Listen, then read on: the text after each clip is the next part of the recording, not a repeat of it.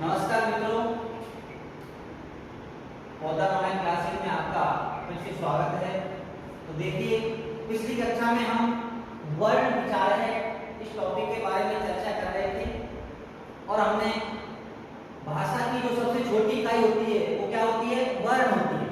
तो वर्णों के बारे में हमने जानने के लिए माहेश्वर सूत्रों का अध्ययन किया था, उनको लिखा था और शायद आपने उनको याद भी कर लिया होगा, क्योंकि मैंने बताया था यदि संस्कृत व्याकरण को हमको जानना है तो सर्वप्रथम हमको माहेश्वर सूत्रों को याद करना बहुत ही क्या है? जरूरी है। ठीक है, तो हमने जो टॉपिक छोड़ा था तो हमने माहेश्वर सूत्रों के अनुसार स्वर वर्णों के बारे में पढ़ा था कि स्वर किसे कहते हैं, स्वर कितने होते हैं और स्वरों के भेद कितने होते हैं। ठीक है ना। अब हम आज व्यंजन और स्वर वर्णों के बारे में और थोड़ी सी चर्चा करते हैं। तो देखिए, स्वर किसे कहते हैं, तो सबसे पहले तो स्वर की परिभाषा क्या होगी? स्वर की परिभाषा क्या होगी? तो मैंने उस दिन भी दिखाया था कि स्वयं राजन्ते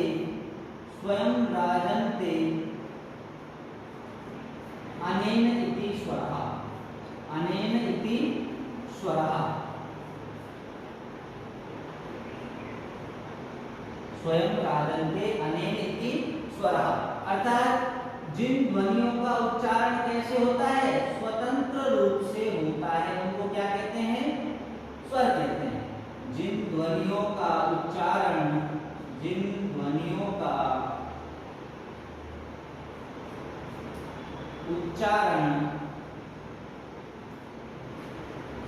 स्वतंत्र रूप से होता है, स्वतंत्र रूप से होता है, उन्हें क्या कहते हैं? स्वर कहते हैं। स्वर या अच, संस्कृत भाषा में स्वर को क्या कहेंगे? अच कहते हैं। क्या कहते हैं? अच। क्यों कहते हैं अच? क्योंकि पाणिनि जी के नियम था अचः स्वर, अर्थात अच प्रत्याहार के अंतर्गत जो भी वर्ण आते हैं उन सभी वर्णों को क्या कहते हैं? स्वर कहते हैं। ये पाणिनि जी का क्या है? नियम है। और माहेश्वर सूत्र के अनुसार मैं आपको प्रत्याहार बनाना भी सिखाया था पिछली कक्षा में। तो आज प्रत्याहार में कौन कौन से वर्ण आए थे? ए, ई, उ, री, ए, ओ, आई और औ। ये 9 क्या है? स्वर है। नव स्वरः इति नव स्वरः, ये 9 क्या है? स्वर। तो ये हमने पिछली कक्षा में पढ़े थे। अब देखिए, स्वर वर्णों का उच्चारण कैसे होता है? स्वतंत्र रूप से होता है। स्वयं राजन्ते अनेन इति स्वरः, अर्थात येषां ध्वनीनां उच्चारणं स्वतंत्र रूपेण भवति ते स्वरः, वे क्या कहलाती है? स्वर कहलाती है। और स्वर कितने होते हैं? तो माहेश्वर सूत्र के अनुसार स्वरों की संख्या कितनी होती है? 9 होती है। तो मैंने आपको बताया था कि ए, ई, उ, री और ली, ये जो प्रथम 5 जो स्वर हैं, ये कैसे स्वर कहलाते हैं? ये मूल स्वर कहलाते हैं। कैसे कहलाते हैं? मूल। और उसके बाद जो ये 4 स्वर थे, ए, ओ, आई, औ, ये कैसे स्वर हैं? ये संयुक्त स्वर है। कैसे स्वर हैं? संयुक्त स्वर है। अर्थात इन स्वरों का ये जो स्वर उत्पन्न हुए हैं, ये 2 स्वरों की सहायता से उत्पन्न हुए हैं, इसलिए वो क्या कहते हैं? संयुक्त स्वर या संध्यक्षर स्वर, संध्यक्षर या संयुक्त स्वर कहते हैं। क्यों कहते हैं? क्योंकि संध्यक्षर स्वर इसलिए कहते हैं क्योंकि संधि करने पर इन स्वरों का इन स्वरों की क्या हुई है? उत्पत्ति हुई है, इसलिए ये क्या कहलाते हैं? संध्यक्षर या संयुक्त स्वर कहलाते हैं। तो ये स्वरों की चर्चा में पिछली कक्षा में की थी। अब देखिए, अब बात करते हैं हम व्यंजन वर्णों की। इसकी करते हैं व्यंजन वर्णों की। तो व्यंजन किसे कहते हैं? व्यंजनों की संख्या कितनी होती है और कौन कौन से व्यंजन होते हैं? तो देखिए, व्यंजन की परिभाषा सबसे पहले क्या पढ़ेंगे हम? व्यंजन की परिभाषा। तो व्यंजन की परिभाषा क्या होगी? तो देखिए, व्यंजन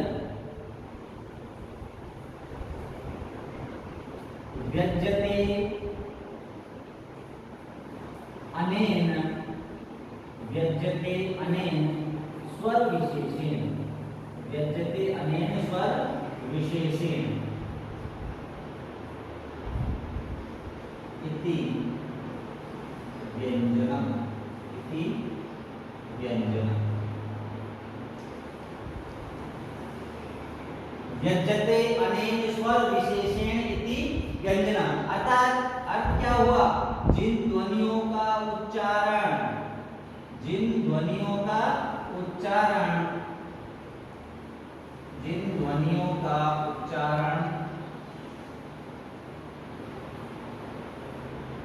स्वरों की सहायता से होता है, स्वर वर्णों की सहायता से होता है, स्वर वर्णों की सहायता से होता है, सहायता से होता है।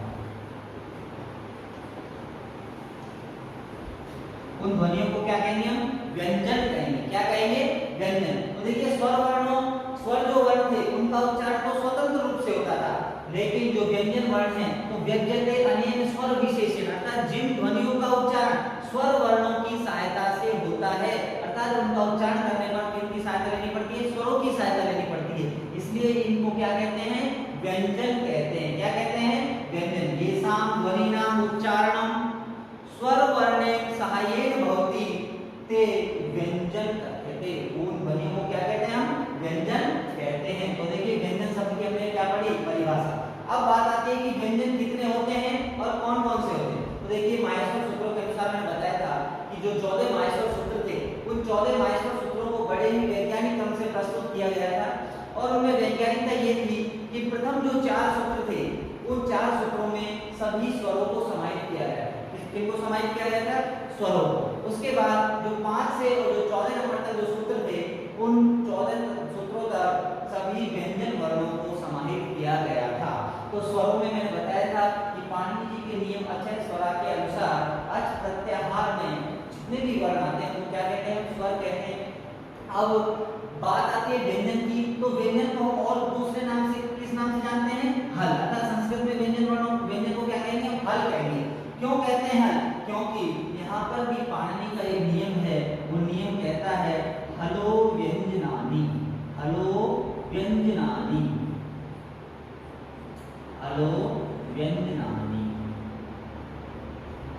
अब देखो अचय स्वर तो कहता था कि अच प्रत्याहार में जितने वर्ण आते हैं सारे के सारे स्वर कहलाएंगे, और ये हलो व्यंजनानि ये नियम कहेगा कि हल प्रत्याहार जब बनाते हैं तो हल प्रत्याहार बनाते समय हल प्रत्याहार के अंतर्गत जितने भी वर्ण आएंगे वो सभी वर्ण क्या कहलाएंगे, व्यंजन कहलाएंगे। क्या कहलाएंगे, व्यंजन कहलाएंगे। तो माहेश्वर सूत्र यदि आपके याद होंगे तो हम हल प्रत्याहार भी बना सकते हैं, जो मैंने आपको पिछली कक्षा में बनाना सिखाया था। तो हल प्रत्याहार में जितने भी वर्ण आएंगे तो वो सभी क्या कहलाएंगे, व्यंजन कहलाएंगे। अब देखिए व्यंजन कौन कौन से हैं, कितने होते हैं, कितने प्रकार के होते हैं, अब उनकी चर्चा करते हैं। तो स्वर तो हमने पढ़ लिए थे, मूल स्वर होते हैं, और उसके बाद संदेशाक्षर स्वर होते हैं, संयुक्त स्वर होते हैं।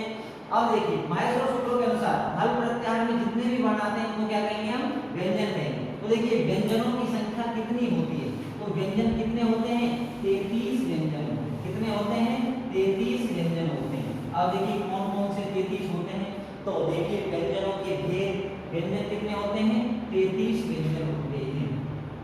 33 अर्थात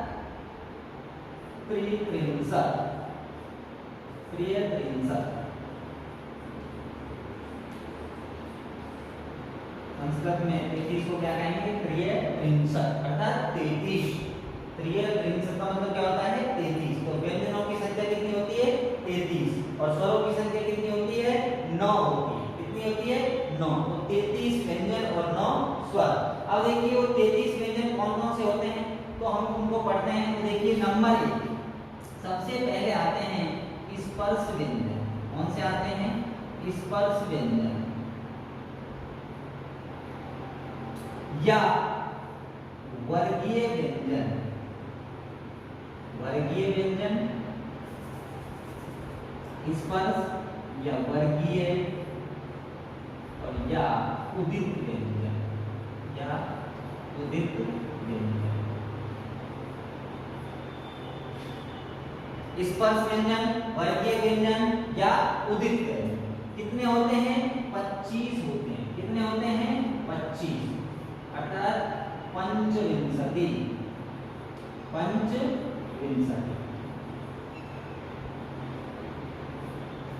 स्पर्श वर्गीय या उदित व्यंजन, इनको स्पर्श व्यंजन भी कहते हैं, वर्गीय व्यंजन भी कहते हैं और उदित व्यंजन भी। कौन कौन से होते हैं? 25, इनकी संख्या 25 होती है। कौन कौन से होते हैं तो देखिए,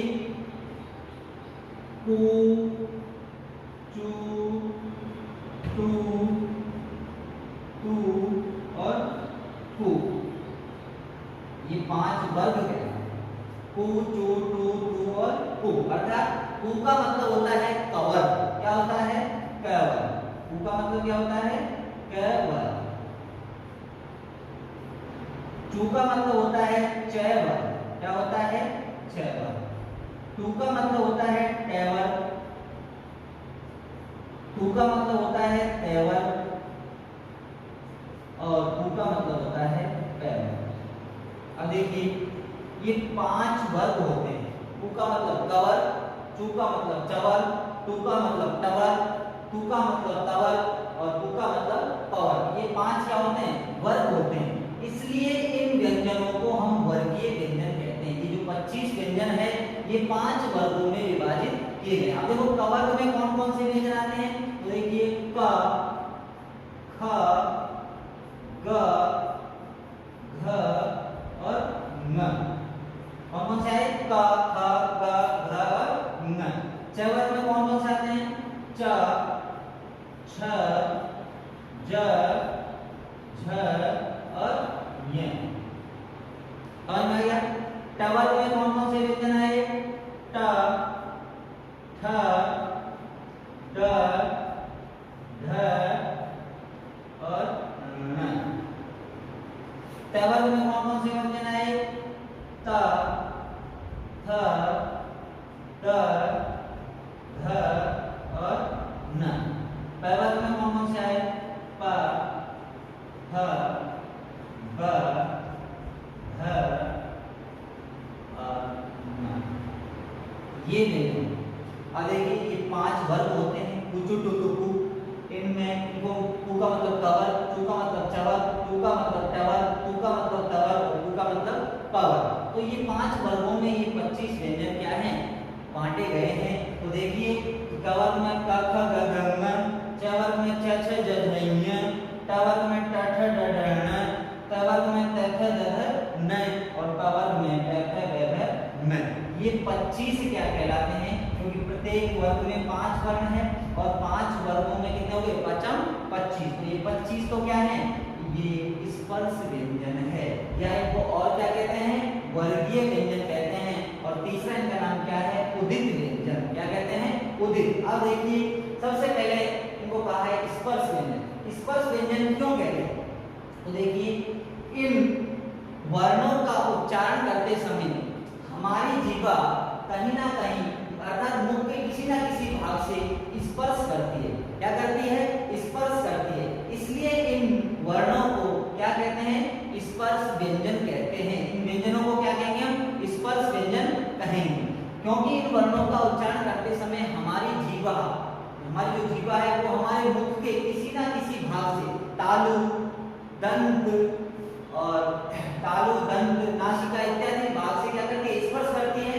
तो जो उच्चारण स्थान होते हैं, जिनको हम अगली कक्षा में पढ़ेंगे, उच्चारण स्थान होते हैं, उच्चारण स्थानों में इन वर्णों का उच्चारण करते समय हमारी जीवा मुख के किसी ना किसी भाग से क्या करती है? स्पर्श करती है, टकराती है।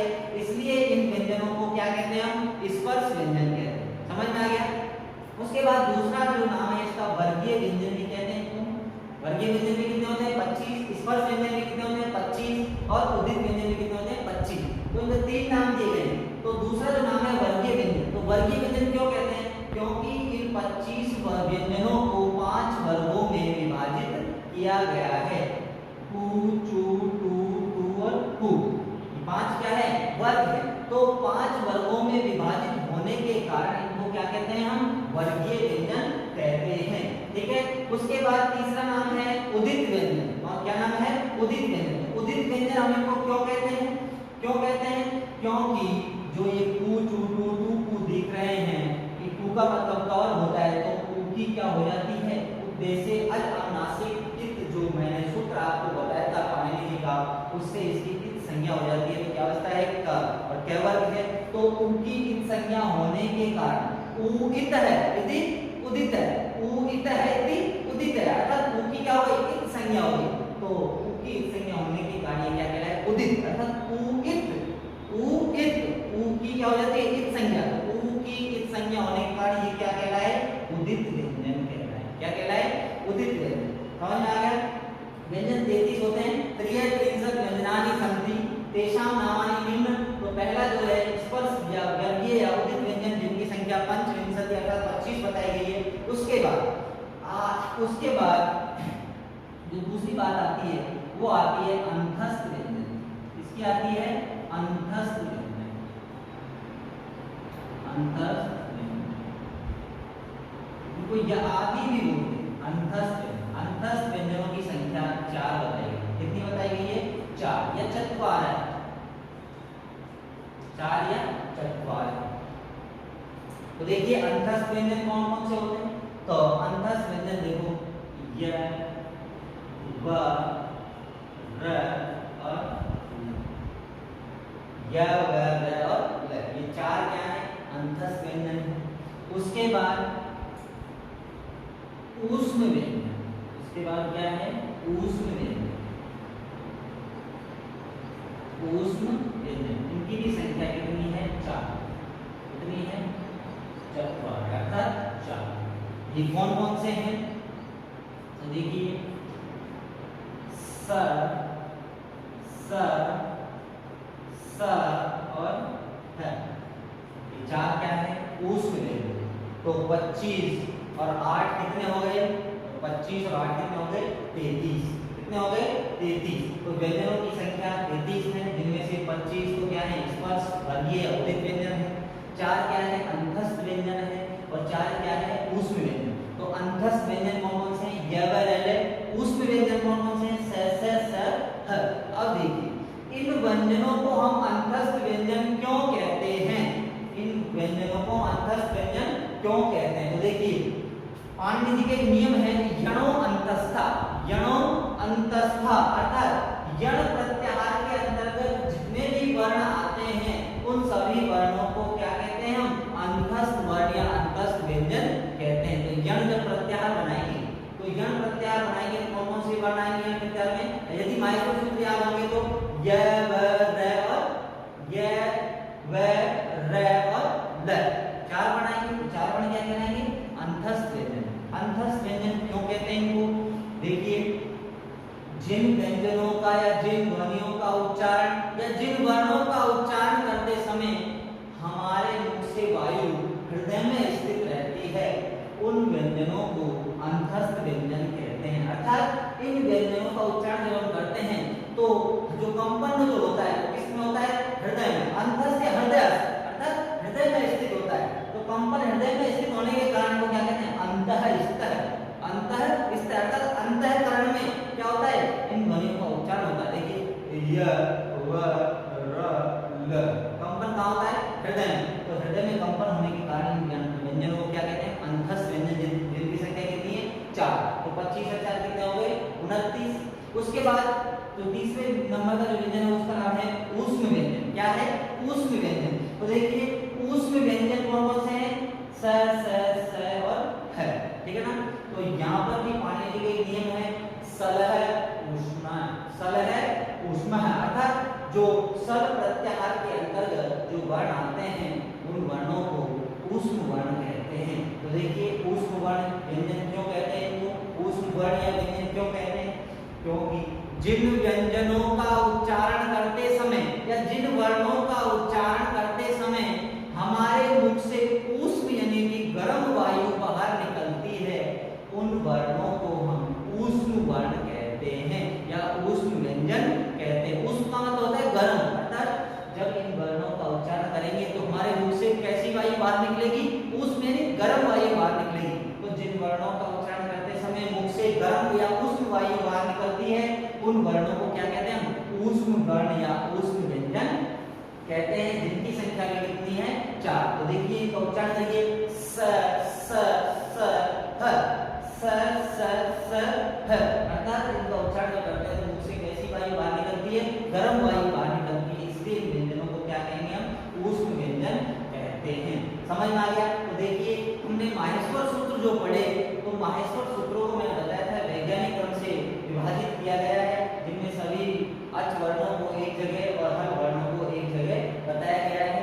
माहेश्वर सूत्रों का जो प्रयोजन होता है वो प्रत्याहार निर्माण के लिए होता है, और प्रत्याहार बनाने के लिए जो नियम है पाणिनि जी का आदि अंतेन संहिता, उस नियम के अनुसार आदि वर्ण और अंतिम संज्ञक वर्ण उसके बीच वाले जितने भी वर्ण आते हैं उनको ग्रहण करेंगे तो हमारा किसका निर्माण हो जाता है, प्रत्याहार का निर्माण हो जाता है। तो देखिए ये हमने स्वर और व्यंजनों के बारे में पढ़ा, जो कि भाषा की सबसे छोटी क्या होती है, इकाई होती है। तो क्या होती है, वर्ण या अक्षर होती है, तो वो दो प्रकार के होते हैं, स्वर और व्यंजन। स्वर की परिभाषा हमने पढ़ी, व्यंजन की परिभाषा पढ़ी। अब देखिए तो संस्कृत वर्णमाला में कितने वर्ण हो गए कुल, तो देखिए माहेश्वर सूत्रों के अनुसार संस्कृत वर्णमाला में कितने वर्ण होते हैं, तो देखिए 9 तो क्या है, स्वर है, और 33 क्या है, व्यंजन है।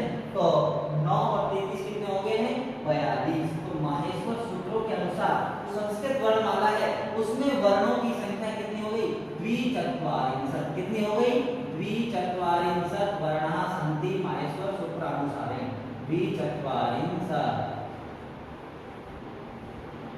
कितने हो गए, 42। समझ में आ गया। लेकिन पाणिनीय शिक्षा के अनुसार संस्कृत वर्णमाला में 63 या 64 वर्ण होते हैं। कितने होते हैं, 63 या 64 वर्ण होते हैं। अब देखिए हम संस्कृत वर्णमाला को पढ़ेंगे कि 63 या 64 वर्ण वो कौन कौन से होते हैं, और जिनमें स्वर कितने होते हैं, व्यंजन कितने होते हैं। तो देखिए माहेश्वर सूत्रों को आपको याद करना बहुत ही जरूरी है, और माहेश्वर सूत्रों का प्रयोग प्रत्याहार बनाने के लिए किया जाता है, और प्रत्याहार का मतलब होता है किसी भी बात को संक्षेप में कहना। तो माहेश्वर सूत्र मैंने आपको लिखाए थे, उनको आपको अच्छी तरह से याद करना है। यदि हमको संस्कृत व्याकरण का ज्ञान करना है तो माहेश्वर सूत्रों को याद करना क्या है, बहुत ही जरूरी है। तो देखिए पाणिनि शिक्षा के अनुसार कितने वर्ण होते हैं, 63 या 64 वर्ण होते हैं। पाणिनीय शिक्षा अनुसार संस्कृत भाषायां त्रिषष्टि चतुष्षष्टि वर्णा भवन्ति। पाणिनीय शिक्षा अनुसारेण, क्योंकि वर्तमान में पाणिनीय जो व्याकरण है उसका क्या करते हैं, अध्ययन करते हैं, तो पाणिनीय शिक्षा के अनुसार जो वर्णमाला में जितने वर्ण होते हैं उनको जानना हमको क्या है, जरूरी है। तो पाणिनीय शिक्षा अनुसारेण संस्कृत वर्णमालाया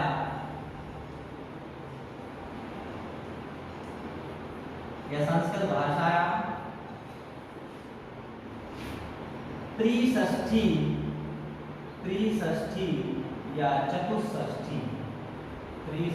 या चतुष्षष्टि वर्णाः भवन्ति।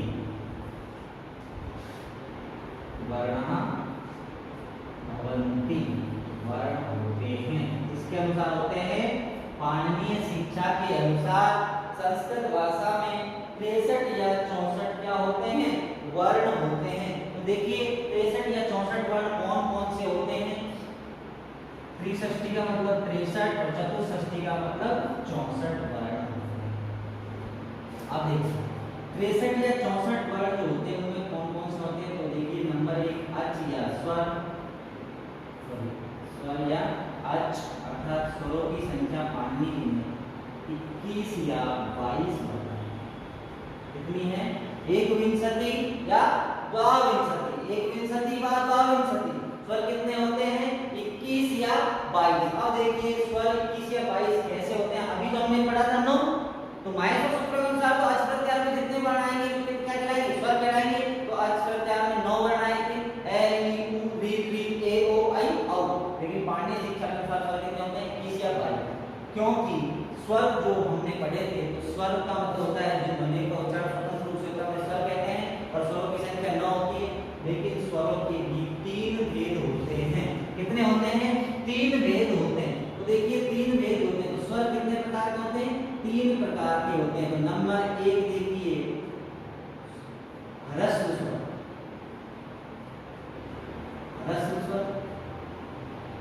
नंबर 2 दीर्घ स्वर,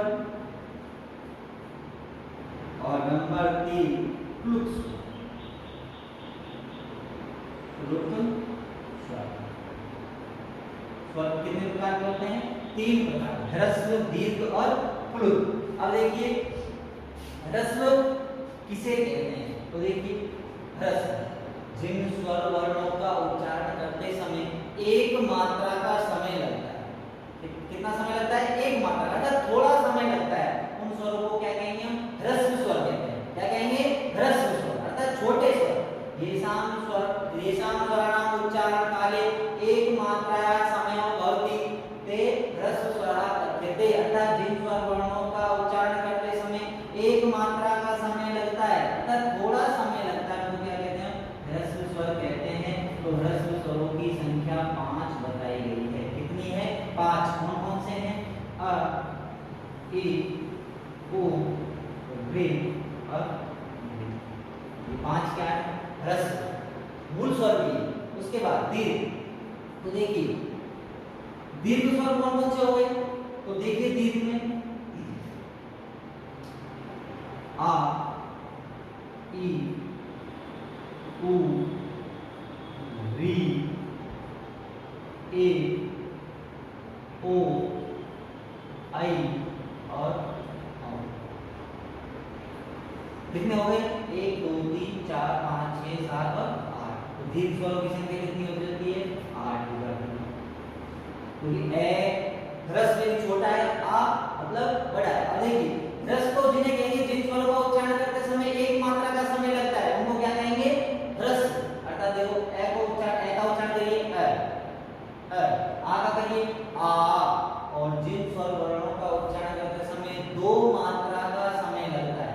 एक मात्री को भवेत् ह्रस्वम्, द्विमात्री को दीर्घ और त्रिमात्री को प्लुतो किए। और 3 मात्रा का समय लगता है तो प्लुत कहते हैं।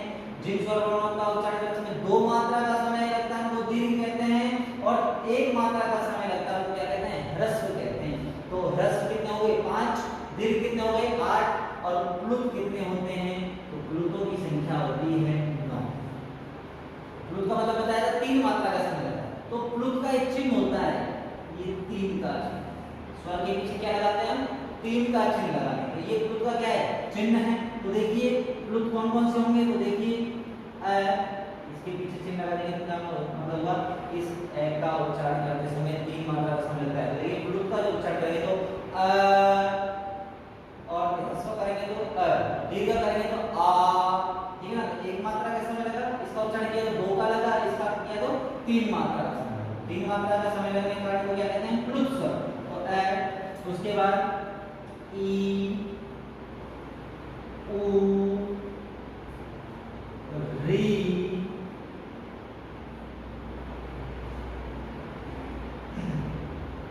ए, आई, ओ, औ,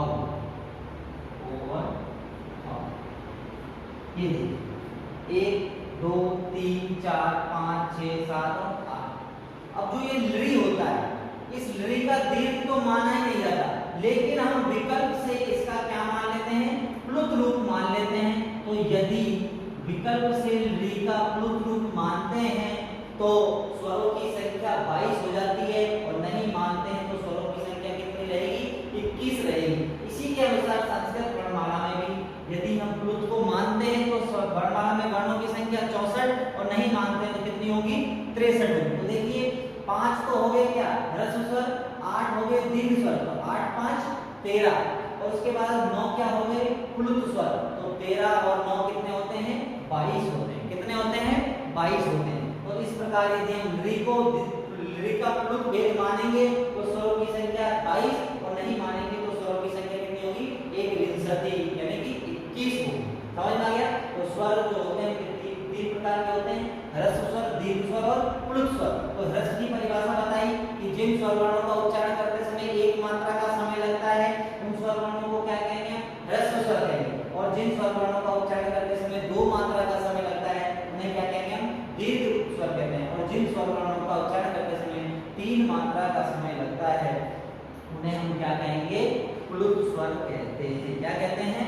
प्लुत स्वर। उसके बाद देखिए स्वर के बाद बात आती है व्यंजनों की। स्वर के बाद किसकी बात आती है? व्यंजन वर्णों की। तो देखिए व्यंजन वर्ण। तो व्यंजन कितने होते हैं? तो मैंने आपको बताया था कितने होते हैं, 33 होते हैं। कितने होते हैं? 33 होते हैं, जो मैंने अभी आपको स्पष्ट करके बता दिया था। 33 में से 25 वर्गीय व्यंजन और 4 ऊष्म व्यंजन और 4 अंतस्थ व्यंजन। 4 क्या होते हैं? अंतस्थ व्यंजन। तो 25 और 8 कितने हो गए? 33 हो गए। तो व्यंजनों की संख्या कितनी हो गई? 33। दोबारा से यहाँ पर वर्गीकरण करने की जरूरत नहीं है। तो स्वर 21 या 22 और व्यंजन कितने हो गए? 33। तो 33 और 22 कितने हो गए? ये हो गए 55। कितने हो गए? 55। उसके बाद आपको पढ़ना कितना है? 63 या 64 वर्ड। कितने पढ़ने? 63 या 64 वर्ड। अब देखिए व्यंजनों में मैं लिख देता हूँ यहाँ पर स्पर्श व्यंजन, जो मैंने आपको बता दिए थे कितने होते हैं। स्पर्श व्यंजन कितने होते हैं? 25 होते हैं। कितने होते हैं? 25। उसके बाद अंतस्थ व्यंजन कितने होते हैं? 4 होते हैं। और उसके बाद ऊष्म व्यंजन कितने होते हैं? 4 होते हैं। ये कितने हो गए टोटल? 33 हो गए। कितने हो गए? 33 हो गए। समझ में आ गया? तो व्यंजन 33 और स्वर कितने होते हैं? 21 या 22। पांडेय शिक्षा अनुसार, अर्थात पाणिनि की शिक्षा के अनुसार ये स्वर और व्यंजन में क्या कर रहे हैं? वर्गीकरण कर रहे हैं। अब ये समझ में आ गया स्वर और व्यंजन। अब देखो वो बाकी के जो बचे कितने हमारे 63 या 64 में से 5 और 4 9 वर्ण कितने बच रहे हैं? 9 वर्ण। अब देखिए वो 9 वर्ण कौन कौन से होते हैं। तो आपने वर्णमाला में हिंदी में भी पढ़ा होगा अयोगवह वर्ण। अयोगवह वर्ण कौन से वर्ण हैं? अयोगवह वर्ण। अयोगवह वर्ण किसे कहते हैं?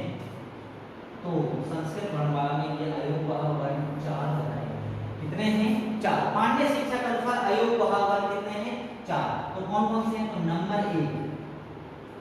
नंबर 1 होगा अनुस्वार। क्या होगा? अनुस्वार। और अनुस्वार को हम बिंदी से क्या करते हैं? प्रदर्शित करते हैं। किससे करते हैं? ऊपर एक बिंदी लगाते हैं। ठीक है ना? नंबर 2 होगा विसर्ग। क्या होगा? विसर्ग। विसर्ग को हम 2 बिंदियों से प्रदर्शित करते हैं। ठीक है ना? जैसे आपने हिंदी में पढ़ा होगा अंग और अह। अंग और अह। देखिए एक ऊपर बिंदी है और विसर्ग के बाद एक के बाद 2 बिंदी है। तो अंग अह पढ़े होंगे आपने हिंदी में। तो उसी प्रकार को क्या कहेंगे? इस चिन्ह को हम अनुस्वार कहते हैं और इस चिन्ह को हम क्या कहते हैं? विसर्ग। तो ये क्या है? अयोगवह वर्ण। अब अयोगवह वर्ण को क्यों कहते हैं वो भी मैं आपको बताऊंगा। और तीसरे नंबर पर जो आता है मैं तो बिठा देता हूं, आपने शायद देख लिए होंगे। तो देखिए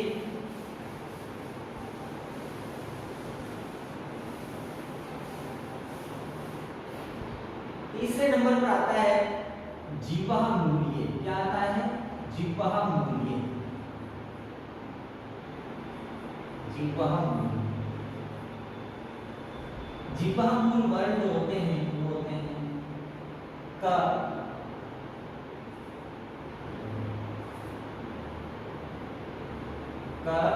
और ख। ये वर्ण क्या होते हैं? जीवः मूली। क्यों होते हैं बताऊंगा। उसके बाद चौथा है उपउद्मानीय।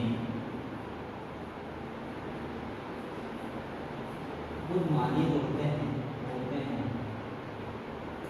प और थ। ये 4 क्या कहलाते हैं? अयोगवह वर्ण। भाई स्वर या व्यंजन तो कितने स्वर तो कितने हो गए? 21 या 22 हो गए। मैंने आपको बता दिया 21 कैसे होंगे और 22 कैसे होंगे। उसके बाद व्यंजन कितने हो गए? व्यंजन हो गए कितने? 33 हो गए। समझ में आ गया? 33। उसके बाद तीसरे नंबर पे जो बात करी थी हमने कौन सी थी? अयोगवह वर्ण। तो अयोगवह वर्ण कितने हो गए? अयोगवह वर्ण। तो अयोगवह कितने हो गए? 4 हो गए। कितने हो गए? 4। अब देखिए जो अयोगवह वर्ण है तो इन अयोगवह वर्ण इनको क्यों कहते हैं? इन वर्णों को अयोगवह वर्ण क्यों कहते हैं? तो देखिए अयोगवह की परिभाषा कि न योगः इति अयोगः। न योगः इति अयोगः। न योगः इति अयोगः। और वहायति वहायतीति बाहर। ये कहता है कि न योगयति अयोग्य और वहायति इति वाह, अर्थात जिन वर्णों का माहेश्वर सूत्रों में योग नहीं है, अर्थात जिनको माहेश्वर सूत्रों में नहीं लिखा गया है, न योगयति अयोग्य, अर्थात योग अयोग का मतलब जिनका माहेश्वर सूत्रों में क्या नहीं है, कोई योग नहीं है, उनको क्या कहते हैं, अयोग। और वहायति इति वाह, और वह जो धातु है, वह जो धातु है, वह धातु का जो प्रयोग होता है, तो वह धातु का अर्थ है ढोना। क्या होता है, ढोना, बोझ ढोना, ठीक है ना। तो वहायति का मतलब होता है ढोना। तो जिन वर्णों का योग माहेश्वर सूत्रों में नहीं है, लेकिन प्रयोग में वो वर्ण काम में आते हैं, अर्थात जब हम भाषा पढ़ते हैं, व्याकरण पढ़ते हैं, तो उन वर्णों का क्या करते हैं, प्रयोग करते हैं, इसलिए इन वर्णों को क्या कहते हैं, अयोगवाह वर्ण कहते हैं। अर्थात माहेश्वर सूत्रों में इन वर्णों का कोई योग नहीं है, इसलिए इन वर्णों को हम क्या कहते हैं, अयोगवाह वर्ण कहते हैं। तो अयोगवाह का मतलब न योगयति अयोग्य, अर्थात जिन वर्णों का माहेश्वर सूत्रों में कोई योग नहीं है, लेकिन वो प्रयोग में उन वर्णों का हम क्या करते हैं, प्रयोग करते हैं, तो उन वर्णों को क्या कहेंगे, अयोगवाह वर्ण कहेंगे। और उनकी संख्या कितनी होती है, 4 बताई गई है। अनुस्वार, जिसको हम बिंदी से प्रदर्शित करते हैं, विसर्ग, जिसको हम 2 बिंदियों से प्रदर्शित करते हैं, और जीवा मूल्य और उपमान्य। ये जीवा मूल्य और उपमान्य क्या क्या होते हैं, तो देखिए जीवा मूल्य अर्थात जीवा का मूल भाग, जीवा का मूल भाग जहां जिसका उच्चारण हम क्या कहेंगे, जीवा मूल्य। और उपमान्य, उपमान्य नाम कोष्ठक आपको उच्चारण स्थान पढ़ो तो आपको पता लगेगा। तो उपमान्य वर्ण कौन से बताए गए हैं, प और है, प और है, और जीवा मूल्य कौन से, क और है। तो ये एक जीवा मूल्य, एक उपमान्य, एक अनुस्वार और एक विसर्ग। तो अयोगवाह वर्ण कितने हो गए, 4। कितने हो गए, 4। तो कितने हो गए, 55 और 4 59। कितने हो गए, 59। अब हमारे कितने वर्ण बचे, अब हमारे बचे 4 वर्ण। कितने बचे, 4, क्योंकि 64 पढ़ने 5 और बचने सॉरी। तो उसके बाद जो चौथे नंबर पर आते हैं उनको बोलते हैं हम कुम, कुम, घुम और घुम। ये 4 वर्ण और होते हैं जो होते हैं कुम, घुम, गुम और घुम, कुम, कुम, गुम और घुम। ये 4 वर्ण और होते हैं। क्या होते हैं, 4 वर्ण। तो ये 4 वर्ण कुम, कुम, गुम, घुम, इनका प्रयोग हम वैदिक संस्कृत में करते हैं। वर्तमान में इनका प्रयोग हम लौकिक संस्कृत में ज्यादातर नहीं करते हैं, तो वैदिक संस्कृत में इनका प्रयोग करते हैं, ठीक है ना। तो ये 4 वर्ण ये हो गए। तो 59 और 4 कितने हो गए, तो ये 59 और 4 हो गए 63 वर्ण। कितने हो गए, 63 वर्ण। तो हम यम वर्ण भी बोलते हैं। क्या बोलते हैं, यम वर्ण। ये 4 क्या है, यम वर्ण। क्या है, यम वर्ण। अयोगवाह के बाद चौथे नंबर पर आते हैं यम वर्ण, जिनकी संख्या कितनी है, 4। तो यम वर्ण कितने होते हैं, यम वर्ण होते हैं 4। कितने होते हैं, 4। तो कौन कौन से हैं यम वर्ण, कुम, कुम, गुम और घुम। तो ये संख्या कितनी हो गई थी, 63 हो गई। अब 5वें नंबर पर कौन सा आता है, देखिए 5वें नंबर पर आता है दीर्घ आता है। क्या आता है,